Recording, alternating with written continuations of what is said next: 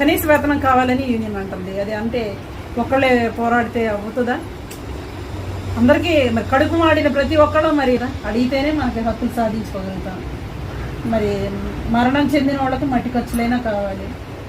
అది ఏదైనా ఆపదలో ఉన్నప్పుడు, మరి ఏదైనా ఆసుపత్రిలో ఉండి ఆరోగ్య సంబంధించిన సమస్య బాధపడినప్పుడు మెడికల్ లీవ్లు కావాలి. ఇవన్నీ హక్కులు కావాలా వద్దా?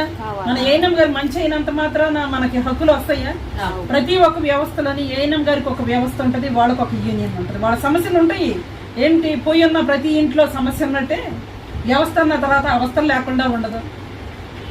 అవస్థలన్నీ తీరాలంటే మనం అంతా ఒక ఐక్యంగా ఉండాలి. ఐక్యంగా ఉండి ఒక సమస్యను అందరం చర్చించుకోవాలి. ఆ చర్చించుకున్న విషయాలు మనం ఏ విధంగా పరిష్కరించుకోవాలనేది మనం తెలుసుకోవాలి. ఈ విధంగా మన మండల సమావేశం జరుపుకొని ఈ మండలంలోని ప్రతి ఒక్కరి సమస్య ఏంటి తెలుసుకోవాలి. ఆ తెలుసుకున్న సమస్యని మరి ఎలా చేద్దాం, ఏం చేద్దాం అని చెప్పేసి అందరు కలిసి ఒక ఏకాభిప్రాయానికి రావాలి. మనం చేమలు చూసాం ఎంత ఐకమత్యంగా ఉంటున్నాయి. ఒక ఆహారం దొరికినప్పుడు అవన్నీ ఏ విధంగా పంచుకుంటుంది. మరి మా